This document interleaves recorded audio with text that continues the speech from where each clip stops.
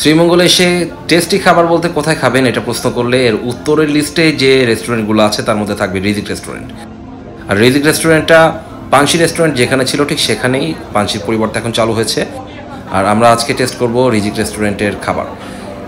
সোজা ঢুকে common space আর ডান পাশে হচ্ছে ফ্যামিলির জন্য বসার জায়গা। খাবারের পুরো মেনুটা আপনাদেরকে শেয়ার করে দিচ্ছি, এখান থেকে খাবারের প্রাইস লিস্টটা পুরোপুরিভাবে পেয়ে যাবে। কথা কম বলে একবারে খাবার চলে যাচ্ছি। চাপা শুটকি ভর্তা, নাটো শুটকি ভর্তা, ডিম ভর্তা, মাছ ভর্তা, করলা ভাজি, শাক, ডাল ভর্তা। আরও অনেক অনেক খাবার আমাদের সামনে ওরা দিয়ে গেছে।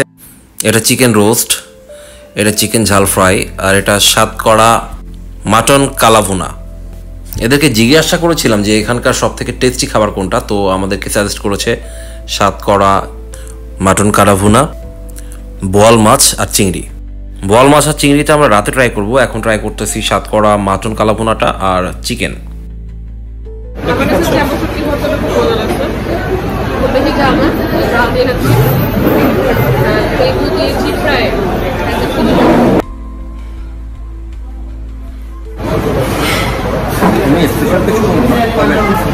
নর্মালি টেস্টি বলতে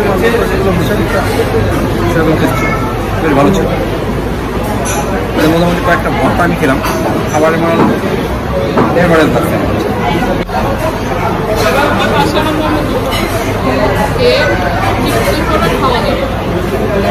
স্পেশাল সাতকড়া মাটন কালাভুনার ব্যাপারে কিছু বলো। মাটন কালাভুনা সাতকড়া, কালাভুনার ভিতরে সাতকড়া ফ্লেভারটা আছে। কালাভুনাটা বেশি একটা ঝাল না, একটু মিষ্টি মিষ্টি, আমার ভালো লাগছে খাইতে, কারণ এটা ফ্লেভারফুল। আর মাটনটাও ভালো রান্না করছে, সফট না, মানে খুব সফট না, মোটামুটি শক্তই আছে। আসলেই মানে এই যে আছে যেটা মাটন স্পেশাল মাটন সাতকড়া কালাভুনা, তাই তো? এটা আসলে যারা যে বলছিল যে এখানে 3টা আইটেমের কথা বলছিল, এটা বোয়াল মাছ আর চিংড়ি মাছের কথা, এটা আসলেই মানে আপনি খেলে বুঝবেন আর একদমই ডিফারেন্ট, খুবই টেস্টি। এটা আমি রিকমেন্ড করবো আপনাকে খাবেন।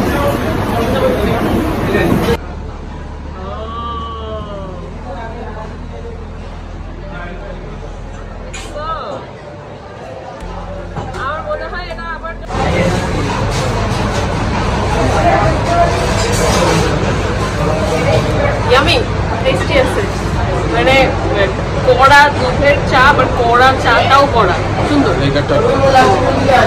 এর সাথে শেষ হচ্ছে আমাদের আজকের ভিডিও। আর আমাদের পরবর্তী ভিডিওতে পাবেন শ্রীমঙ্গলে স্কুটি ভাড়া করে কিভাবে ঘুরতে পারবেন আপনারা, সেটা শেয়ার করবো আপনাদেরকে।